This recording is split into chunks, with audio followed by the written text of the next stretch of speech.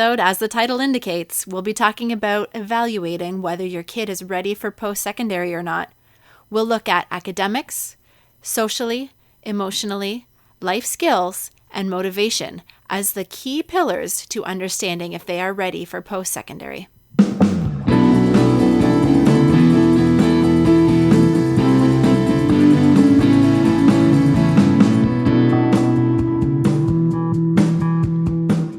Welcome to the Gap Year Podcast, where we explore the who, what, where, when, and why of gap years.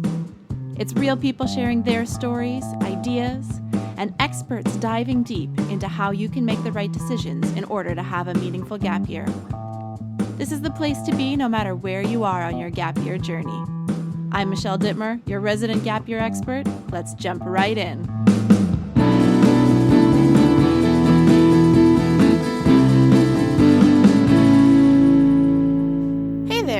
On today's episode, I really wanted to share a topic that is top of mind for a lot of parents, especially this time of year now that we've pushed through, we've got all of our university and college applications completed, and now we take that pause and go, oh my goodness, what is going on? I'm not sure my kid is ready for university or college. They might not be ready.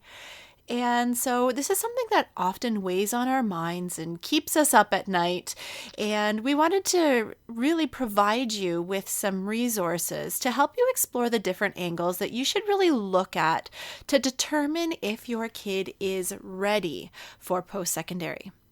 So students, this episode is also for you, but it would take too long for me in this episode to keep articulating back and forth whether it's you or your kids. So I've chosen to talk to the parents, but if you're a student, please keep listening because it definitely applies to you as well. So I think the first thing that we really need to address is we need to distinguish between readiness and academic ability. You can be definitely smart enough, you could have the grades, you could understand the material, but if the other elements of readiness aren't there, then perhaps it's not the right time to be heading into post-secondary. And readiness is not a reflection of your parenting or your skills. Having a student who's not ready is not a failure. Each individual matures, changes, develops different skills on a different pathway and on a different timeline. From a young age, we're kind of conditioned to look at certain milestones as people are growing and developing. Have they learned enough words by 18 months? Can they tie their shoe by themselves by grade 2? And what we're always measuring against some sort of prescribed metrics, and we're also measuring against their peers. So let's take a second to break that down a little bit. So are there any really big prescribed metrics around post-secondary transition? Absolutely not. There are no studies that will tell you that irreversible damage is done when they don't go directly into post-secondary or if they don't receive interventions to get them ready. So it's not an indicator of future success at all. Employers are not going to put out a strike against them if you didn't transition directly. You're not going to suffer irreparable scars from taking some additional time. So in short, there really are no clinical reasons to be concerned about this transition. So I just wanted to put you at ease and looking at it from that angle. So the worry often comes from the social pressures that everybody else is doing it, everybody else will judge me if my kid isn't doing it, and society tells me we need to go faster to get to that end goal. And the system that we work in, the educational system we work in, is set up to promote that direct transition. So systems are in place to produce order and to make life easier. And to help you understand that a little bit more, let's use the highway system as a good example. So for those of us, we have cars.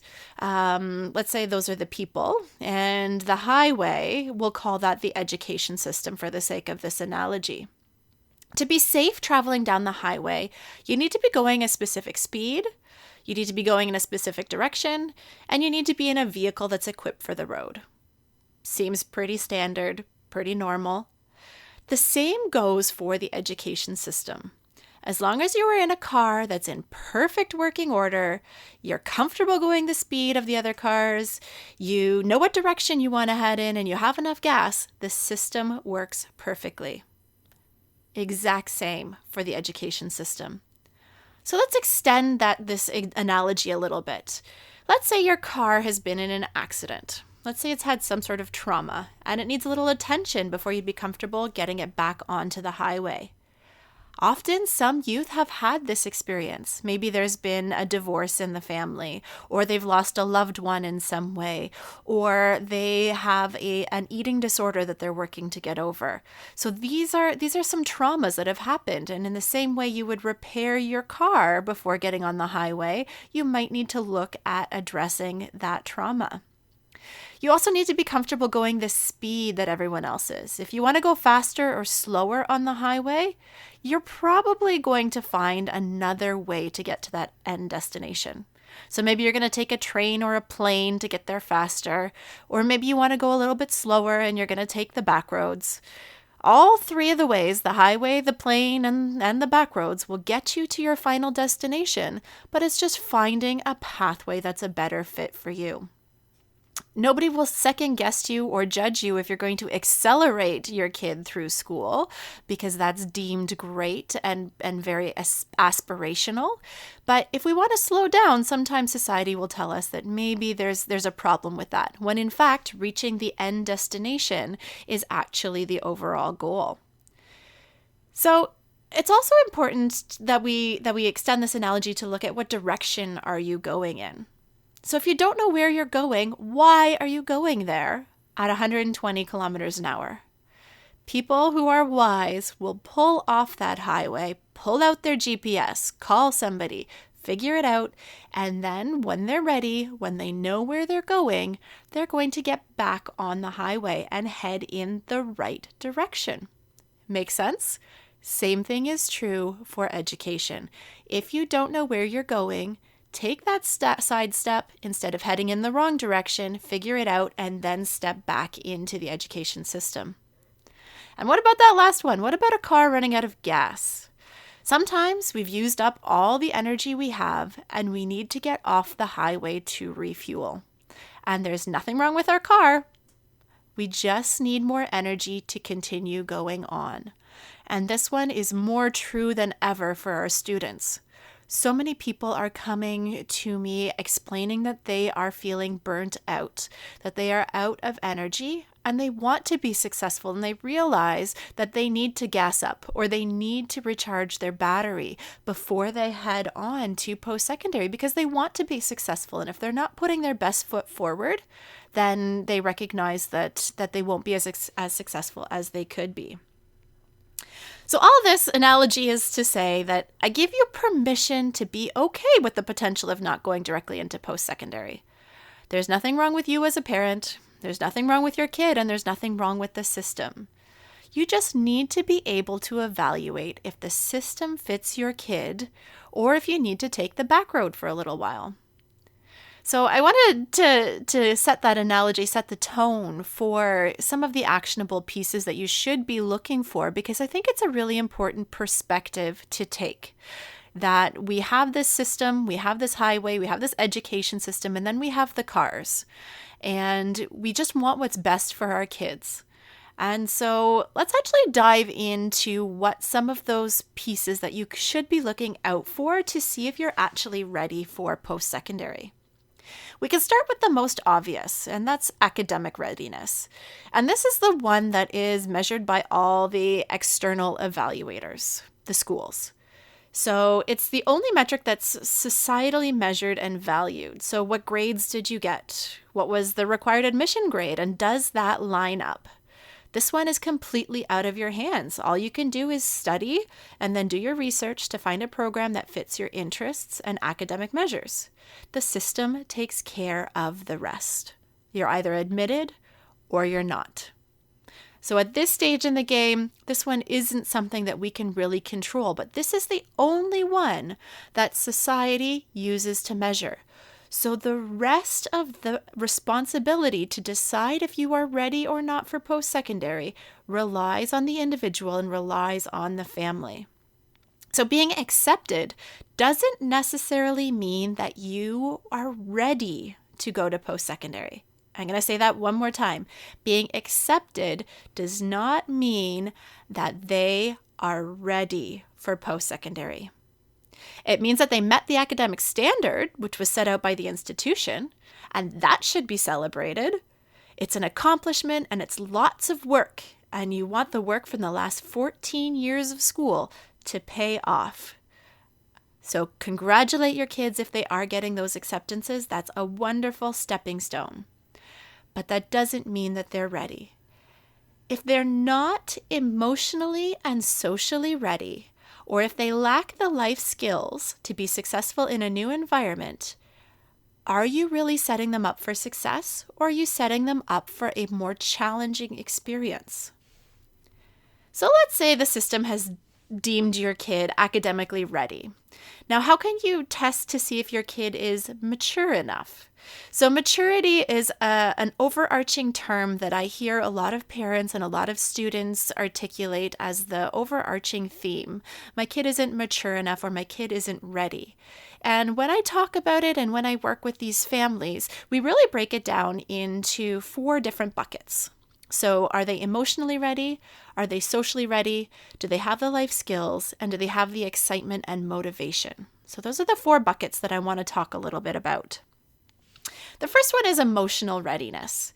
There's a phenomenal read and a phenomenal website called Grown and Flown by Lisa Hefferman and Mary Dell Harrington.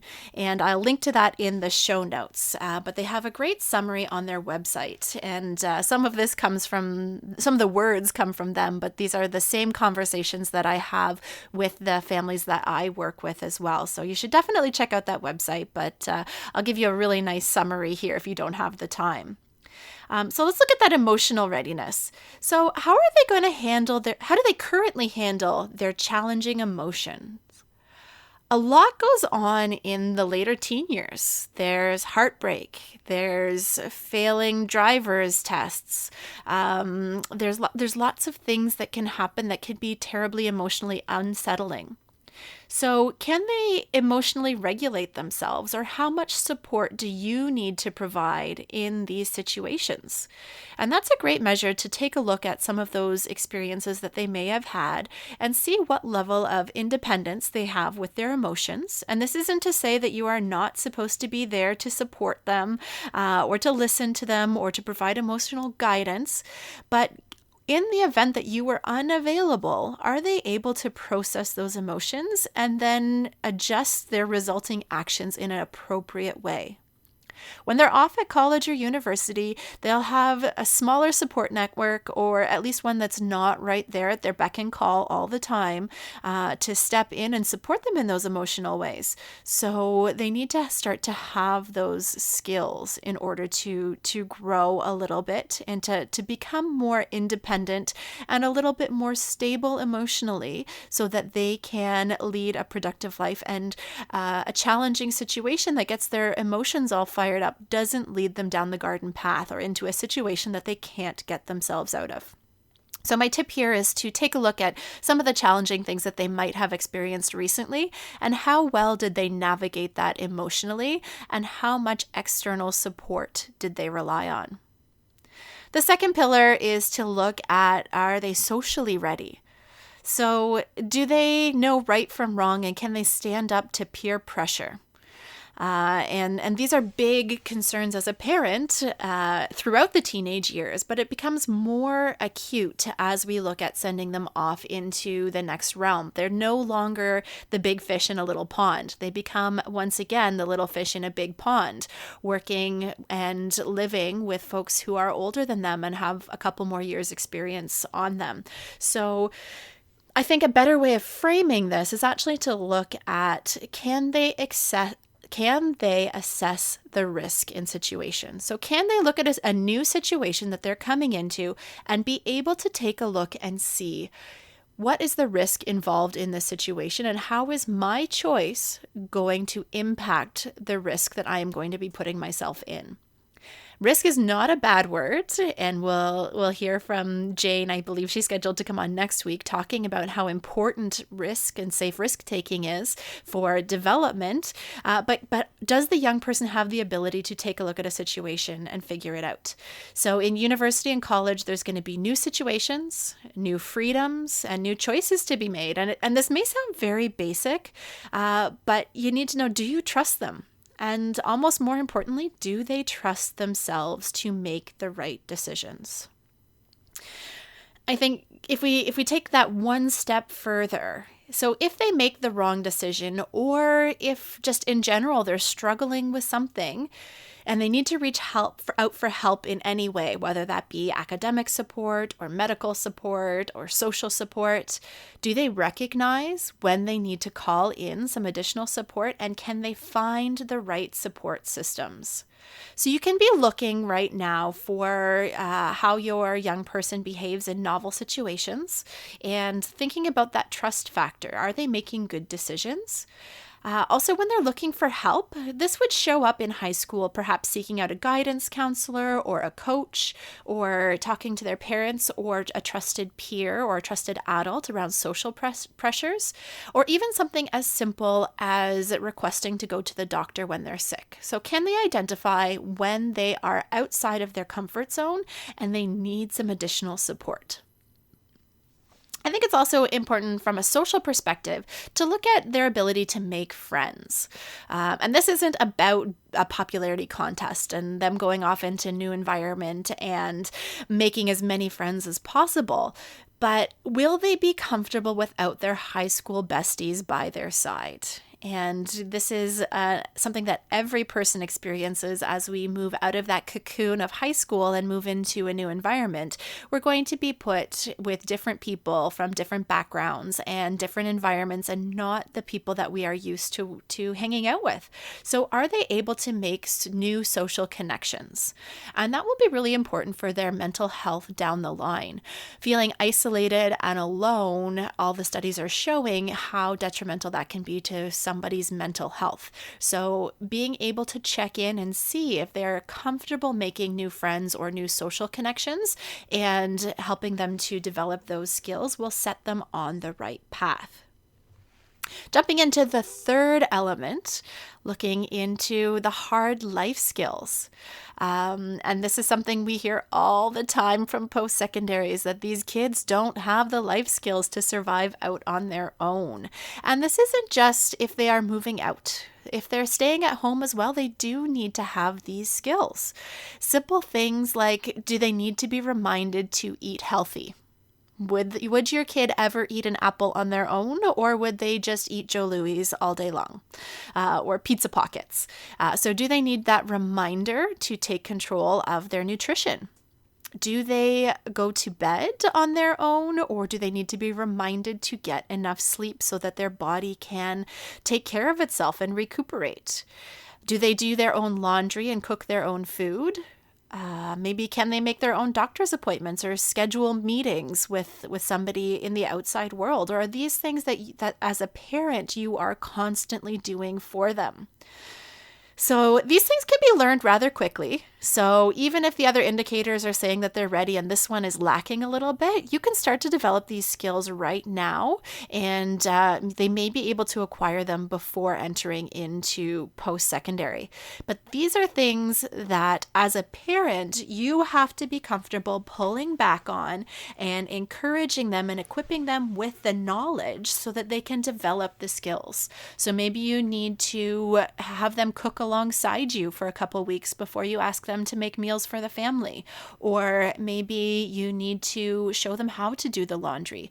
So there are things that you can do as a parent very tangibly, very easily, and do it in a stepwise manner so that you are helping them to grow and become that fully adulting person that they need to be in order to be successful. So it's not just saying cut it off, cold turkey, good luck being an adult, kick them out the door, but how can you create those opportunities where they can start to step into some of the roles that maybe you have been doing traditionally? If we take a look at some of the other key life skills that are a strong indicator of their readiness, is looking into time management. So do they show up on time, and do they allocate enough time for appropriate activities, or are you the one that's managing their schedule and timing? If it sounds like you finished watching TV, you need to get your homework. If that's something that's coming out of your mouth, maybe that's an indicator that they might not quite be ready in this particular category. So being on your own for the majority of the day, maybe having 3 hours between your classes, will they make good use of that time, or will they just sit around and scroll through Instagram for those entire 3 hours waiting for their next class? Or perhaps they are moving out and moving into residence. Will they be able to take ownership of their time in a way that's going to continue to move them forward? And this kind of plays into the fourth pillar of motivation, just a wee bit. So the last thing I really want to talk about is, are they excited about their next steps? If they're not, there's a problem.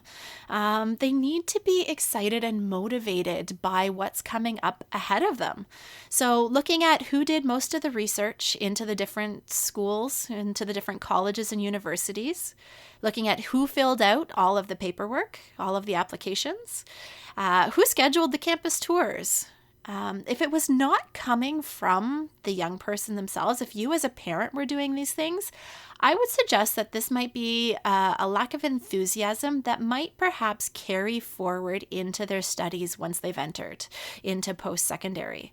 So if you want to make sure that the money that you're spending on that tuition and that residence is being put to good use, and they're going to be enthusiastic and committed to their studies, then we really need them to feel ownership and excitement towards their next step so that they can achieve their optimal success.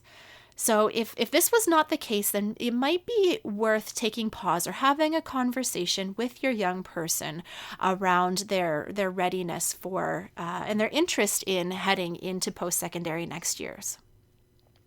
So with all of these indicators, it's important to know that they're not defined for life. If they're not ready right now, that doesn't mean that they will not be ready in 6 months' time or a year's time. They're all skills that can be developed and practiced. It's like a muscle. The more that you use it, the stronger it's going to be. So depending on your kid, you might have enough time to practice and develop these skills before September, and some might take a little bit more time to really hone in these skills and be ready to go on to post-secondary. And both of those situations are perfectly okay. Like I said before, I'm giving you permission to not be ready and to take the time to develop those skills in order to be successful moving forward. I think a gap year is a perfect way to really expand a student's life experience in a very constructive year. It's an active choice to take control of their own development, and ironically, it's a very mature realization and a very mature decision to make. I know a lot of parents fear that taking time off is going to be a wasted year, that this unstructured year for their unready kid is going to end up with them sitting on the couch and not getting the most out of their gap year. But I'm here to tell you that there are incredible resources and programs out there to make sure that this is not the case. Sitting on the couch is not a gap year. Sitting on the couch is a waste of time. So in order to motivate and get these students excited about things, you need to tap into the resources that are around you. The challenge with readiness is that if we push someone who's not ready into a new situation, it often backfires. We think, oh, they'll figure it out on their own. They'll get their sea legs. It will be fine. But in my experience, about 30% of the people who come to the Canadian Gap Year Association are coming mid-post-secondary. Many of them felt pushed into university or college, and when they got there, it was a complete disaster, socially, academically, or emotionally. And they get a lot of baggage from that perceived failure experience. They don't feel like they can do it because they failed at it once. When in fact, most of them would probably have been excellent students if they had taken a proactive step to take a year to develop socially, emotionally, and build more life skills in order to be successful on the academic side of things. In the coming weeks on the podcast, we're going to have many stories shared by parents and gappers about this theme of readiness. So make sure you tune in to hear from them. So I'm going to make an offer today. If you are unsure if your child is ready or not for post-secondary, I invite you to jump on a free 30-minute call with me and we can talk about your family's unique situation. I'd be more than happy to share with you some resources and recommendations and guide you in this decision-making process. Although I work in the field of gap years, a gap year is not for everyone, and I will be very upfront about whether or not I think a gap year is a good fit for your particular situation. So I do hope that you found this episode helpful, that you got some things to take away and to think about and to discuss between parent and child, and to take a look at some of the evidence of behaviors and readiness indicators that exist currently in your family. So again, just as a recap, checking out to see if not only are they academically ready, are they emotionally ready, are they socially ready, are they equipped with the life skills that they need? And are they motivated and excited about their next steps? So I hope you find this helpful. And if you do need some more support, again, I would love if you took me up on the offer to book a call. And you can do that at cangap.ca/call. So I hope that this provides some clarity, and I look forward to talking to you on the phone or seeing you inside of our next episode. So until next time, keep on adventuring.